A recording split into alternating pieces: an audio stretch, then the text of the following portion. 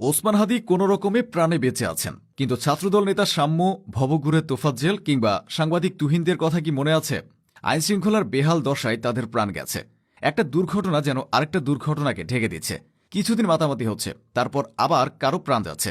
চট্টগ্রামে আইনজীবী সাইফুল ইসলাম আলিফ ও রাজধানীর মিটফোর্ডে ব্যবসায়ী সোহাগ, তাদের কথা হয়তো অনেকেই ভুলে গেছেন।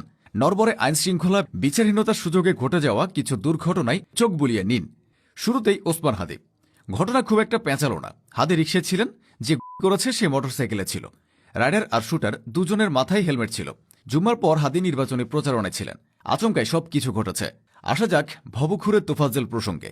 ২০২৪ সালের ১৮ সেপ্টেম্বর রাত ৮:৩০টার দিকে এক যুবককে ঢাকা বিশ্ববিদ্যালয়ের ফজলুল হক মুসলিম হলের গেটে সন্দেহজনকভাবে ঘোরাফেরা করতে দেখা যায়। ওই সময় বিশ্ববিদ্যালয়ের কিছু ছাত্র তাকে আটক করে প্রথমে হলের মূল ভবনের গেস্ট রুমে নিয়ে যায়। এরপর মোবাইল অভিযোগ এনে তারা ওই যুবককে এলোপাতাড়ি আঘাত করতে থাকে। পরবর্তী জিজ্ঞাসাবাদে ওই যুবক তার নাম তোফাজ্জল বলে জানায়। তোফাজ্জল মানসিক রোগী, এটা বুঝতে পেরে তাকে হলের ক্যান্টিনে নিয়ে খাওয়ানো হয়। সেটা ছিল তার জীবনের শেষ খাওয়া।